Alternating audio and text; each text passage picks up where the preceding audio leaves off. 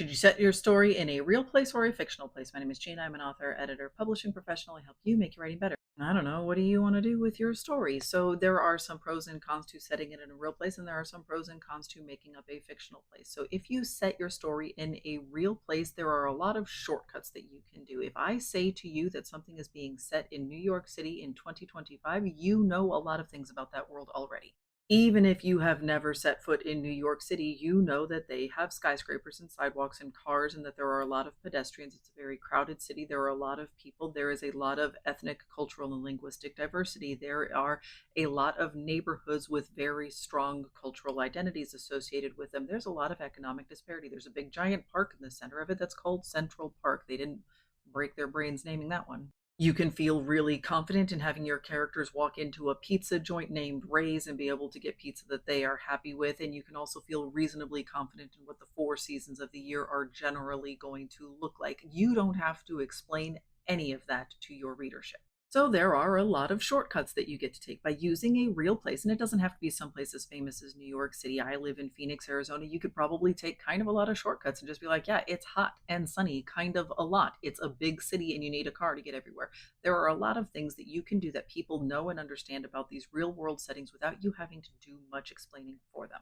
But with that, the other side of that coin is that there are a lot of people who know that setting intimately. They know that city like the back of their hand. They know and understand the cultural nuances in a way that might be difficult for you to understand if you have not lived in that space, if you have not visited that space. This applies even to historical settings. There will likely be people who know more about that historical time period or that setting or that culture than you do, unless you happen to be a foremost academic expert in that space and you are writing fiction because of your academic experiences. Making up a fictional space means that you are freed from those constraints. Nobody has any emotional attachment or understanding or cultural nuances to explain to you about the place that you made up and invented whole cloth, but also you have to invent it whole cloth.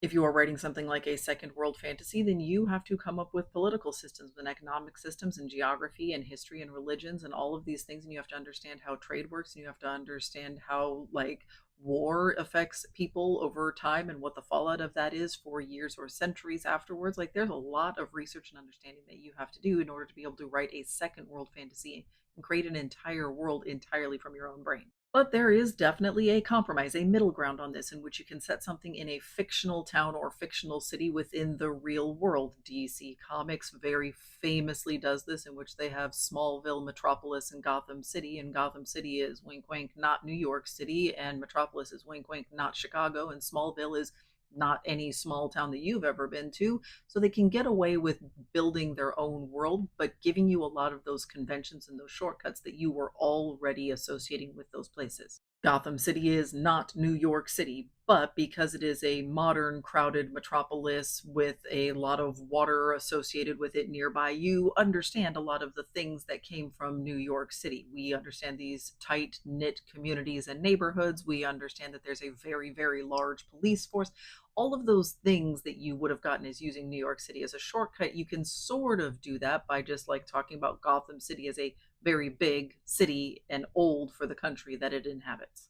So, which is better? I don't know. How much work do you want to do, and where do you want to be spending your energy while you are doing that work? There are pros and cons to all of these options. None of them are bad, none of them are wrong. There are certain genres that lend themselves to realistic places or where people expect certain conventions to be met. So, like if you are writing very realistic, gritty legal thrillers, then those usually are going to be set in a real city because that's what the audience expects.